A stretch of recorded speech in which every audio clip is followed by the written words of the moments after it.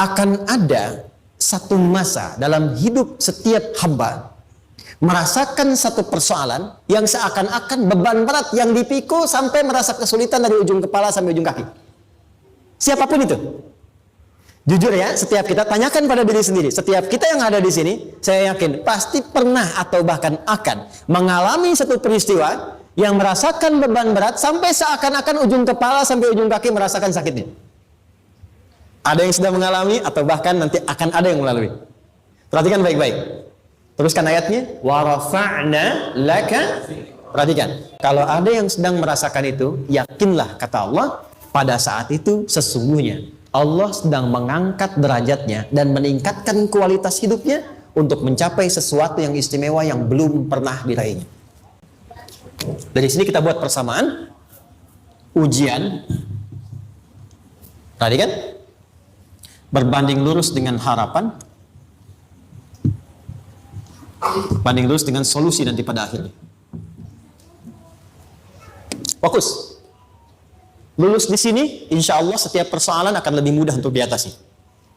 Ujian, seberat apapun yang sedang kita alami, tidak akan pernah diberikan kepada kita oleh Allah, kecuali ternyata hikmahnya untuk mengabulkan harapan-harapan besar yang sebetulnya kita mintakan.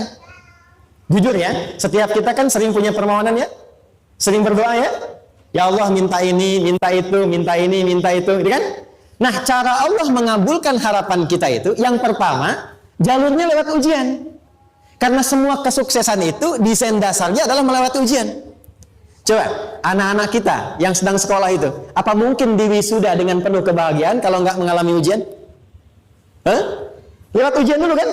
Dia belajar dulu, ujian dulu, ngatasin soal dulu, lulus, baru wisuda. Apakah mungkin akan dapat IPK 4 yang diharapkan kalau tidak mengalami ujian? Belajar dulu, ya kan? Ada waktu, sempat dia bangun malam, siang, dan seterusnya belajar, keringat dan sebagainya, baru bahagia kan? Dan ternyata belajar itu untuk diwisuda. Sebab kalau kita tidak belajar, mustahil dapat wisuda. Kalau tidak lewat ujian, mustahil dapat ijazah.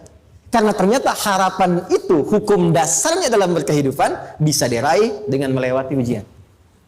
Ini poinnya. Jadi mohon, kalau sedang mengalami sebuah peristiwa dan kita harus menghadapi itu, coba renungkan. Sebetulnya pernah berdoa apa sampai kita mengalami itu, sehingga dengan jalan itulah sebetulnya Allah ingin mengabulkan harapan yang dulu pernah kita mintakan. Jelas? Oke, satu. Yuk turunkan rumus ya pelan-pelan. Quran surah kedua ayat 286. Ini kesini dulu, baru nanti kita balik lagi. 2 Al-Baqarah ayat 286. La yukallifullahu nafsan illa wus'aha. Tahan sampai sini. Lihat baik-baik. Hukum yang pertama. Hukum pertama. Allah tidak mungkin menguji seorang hamba di luar batas kemampuannya. Di kaidah yang pertama tadi, kalau kita sedang diuji, sebetulnya ada harapan dan doa yang pernah kita mohonkan dan Allah ingin mengabulkan itu, jalan pertama lewat ujian. Tapi adilnya Allah, tidak akan pernah kita diuji kecuali sesuai dengan kemampuan kita. Jadi kalau nggak mampu, nggak mungkin diberikan ujian. Ingat ya, kalau tidak mampu, tidak mungkin diberikan ujian. Artinya harapan yang kita mohonkan pun akan sesuai dengan kemampuan kita. Jadi kalau kita minta sesuatu nggak mungkin bisa menggunakannya, nggak akan dikasih. Nah, balik ke sini untuk memberikan ketenangan kepada hati kita. Kalau sedang menerima persoalan, setelah kita mengatakan, oh ini mungkin ada harapan yang ingin saya dapatkan, jalannya lewat sini. Untuk memberikan ketenangan kepada hati, begitu persoalannya tiba, langsung katakan pada diri kita, saya pasti bisa menjalaninya. Mustahil saya diuji kalau nggak mampu menjalaninya. Itu bahasa singkatnya. Ya, kalau ingin mudah menyelesaikan persoalan, kata Quran, setiap ada ujian, langsung katakan pada hati kita, insya Allah bisa. Nggak mungkin saya diuji kalau saya nggak sanggup. Jelas? Dan tanamkan itu pada hati yang paling dalam. Ini nggak mudah. Kalau cuma disimpan di pikiran, jadi beban. Tapi kalau Anda tanamkan dalam hati, seberat apapun masalahnya, pasti saya sanggup, pasti saya bisa. Pernah lihat dulu ada acara 90-an Benteng Hattori? Oke? Benteng Takeshi ya? Takeshi ya, gitu kan artinya kan bisa jawab ya. Kita tahu Ninja Hattori mendaki gunung lewati lembah ya tahu ya. Ya, Son Goku, Songgohan, apa? Saya tahu itu. Son Goku, Kamehameha, Piccolo itu yang nulisnya Suzuki Watanabe, saya tahu itu. Benteng Hattori, balik lagi ya. Benteng Takeshi ya. Puncaknya kan main pakai itu kan, pakai tanknya dan sebagainya. Tapi pernah ingat gak satu episodenya itu? Begitu akan bertarung, kan selalu ada motivator di samping itu mengatakan, ayo kamu bisa, gitu kan? Wah namanya. Dia nggak ngaji Quran tuh, kita punya ayatnya. Pernah nggak? Buka lagi ya dulu ya. Oke. Korea, kenapa bisa nyusul Jepang? Salah satunya, waktu Jepang itu maju, setiap di Korea itu ditanamkan dari mulai anak-anak TK-nya. Kita harus lebih daripada Jepang. Sejak anak-anak TK. Sejak anak-anaknya TK. Itu ditanamkan betul. Kita bisa, kita dari TK. Sehingga ketika di sana bikin Honda, sini Hyundai. Hyundai kan dibacanya Hyundai. Ya kan? Sana Honda, sini Hyundai gitu.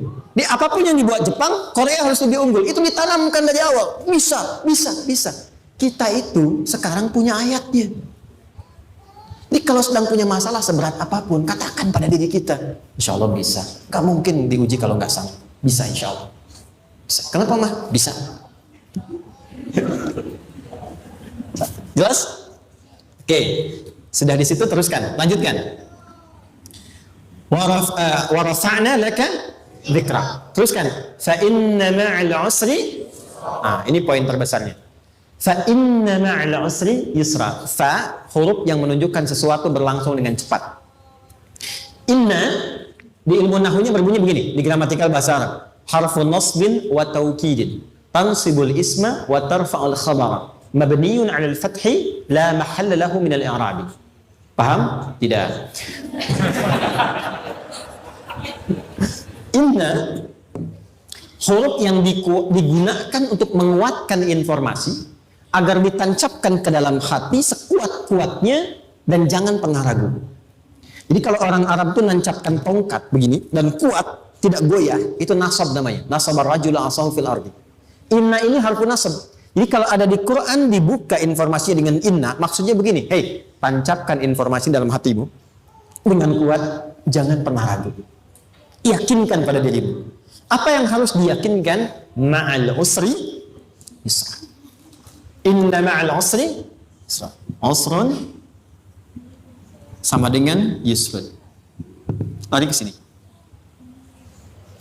Oke. Apa artinya usrun? Sulit. Oke. Sulit itu ada dua. Ada sa'bun, ada usrun.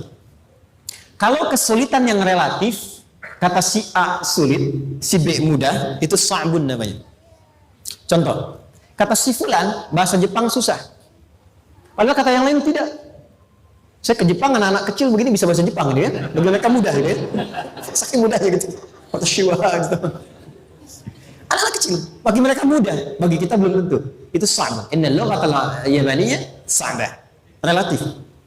Tapi kalau kesulitan yang sifatnya mutlak, semua orang mengatakan sulit. Maaf, bawa mobil, sulit atau mudah? Bukan mengendarai ya, bawa mobil, bawa. Sulit ya? Sulit ya? Baik, sepakat sulit semuanya. Nah, itu dalam bahasa Arab dikenal dengan usrun. Kesulitan yang semua sepakat bahwa itu susah. Sulit, semua sepakat. Dan ketika ada orang bicara, aku sedang punya masalah begini. Semua mengatakan, wah itu nggak mudah, itu nggak mudah. Itu usrun namanya. Lawannya, kemudahan yang relatif disebut sahlun. Tapi kemudahan yang semua sepakat bahwa itu mudah, itu yusrun namanya. Mengangkat spidol, semua mengatakan mudah, ringan. Itu yusrun namanya. Perhatikan, Allah tidak memasangkan sa'bun dengan sahlun, tapi memasangkan usrun dengan yusrun. Orang-orang yang punya keyakinan kuat, setiap persoalan itu akan selesai. Dan dia mengatakan pada dirinya, aku bisa melewatinya. Maka, perhatikan kalimatnya kata Quran. Inna ma'al usri yusran. Sesulit apapun masalah yang sedang dia alami, maka Allah akan datangkan solusi semudah-mudahnya yang bisa dia nikmati. Dengan kata lain, kalau kita bawa ke bahasa psikologi, Kalau sedang menghadapi persoalan seberat apapun, selain kita mengatakan, ini pasti bisa saya lalui, saya insya Allah sanggup mengatasinya, katakan pada diri kita, ini pasti selesai. Pasti ada solusinya, pasti mudah. Katakan, walaupun memang solusinya belum datang, tapi tenangkan pada diri kita dengan mengatakan, inna ma'al usri yusra. Bahasa psikologinya, katakan pada diri kita, ini pasti selesai. Gak mungkin gak selesai, pasti ada solusinya, pasti mudah. Itu lebih memberikan harapan pada diri kita untuk menuntaskan persoalan dibandingkan dengan meratapinya. Jelas? Teruskan. Fa inna ma'al usri. Kalau masih ragu kata Allah, katakan lagi sekali lagi. Sampai hati kita merasa nyaman. Jadi kalau sedang punya persoalan seberat apapun, tanamkan pada diri kita, pasti selesai. Belum nampak, insya Allah pasti selesai. Gak mungkin diuji kalau gak ada solusi. Itu lebih memberikan harapan. Setelah itu, fa'idha faraghta, mitigasi masalahnya, mitigasi persoalannya, tuliskan ini masalahnya apa, rumah tangga apa saja, misalnya dia ada suami, ada istri, ada anak-anak, masalah ada di mana. Kadang-kadang benangnya jadi kusut karena satu-satu nggak segera diselesaikan. Maka kata Al-Quran, fa'idha faraghta, satu-satu mitigasi dulu. Satu masalah di sini, lihat di suami, lihat di istri. Kalau pekerjaan, masalahnya apa, sebelum bercabang kemana-mana, petakan. Apakah rekanannya? Apakah relasinya? Apakah kemampuannya? Apakah manajerialnya? Apakah marketingnya? Mitigasi, kotaki semua, selesaikan satu-satu. Setelah itu, apa yang dilakukan? Wa ila rabbika, tawakal sepenuhnya kepada Allah untuk menentukan hasilnya. Tawakal itu yang paling mahal.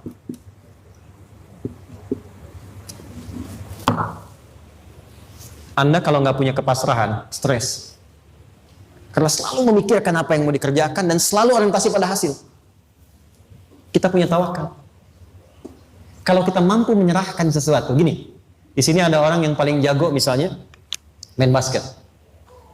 Ada pertandingan basket. Begitu dibuka, udah tim musyawarah serahkan aja pada si fulan. Kan? Dia yang paling jago, dia. Bukankah dengan menyerahkan itu bukan hanya kita berikan sebuah tugas, kan? Tapi dengan itu ada kelapangan tersendiri kan? Yakinlah sukses, ini paling hebat. Pernah ada perasaan gitu? Sekarang, siapa yang paling mampu menguasai? Siapa yang paling hebat menyelesaikan segala hal? Siapa yang punya segalanya? Bukankah Allah? Orang-orang yang punya tingkat tawakal yang tinggi. Maka, satu, dia akan lebih stabil keadaan mentalnya dan tidak akan pernah gelisah dengan kekecewaan. Tidak ada kecewa. Karena tawakal itu, kalau sudah kepasrahan, pasti menerima hasil. Kalau sudah tawakal, terserah Allah tetapkan apa saja. Mau dapat sekarang, dapat besok, dapat nanti. Puncak yang paling tinggi, tugasmu hanya berikhtiar semampu yang bisa dilakukan. Selanjutnya, biarkan Allah menetapkan apa yang menjadi bagian dari maslahat kehidupan kita.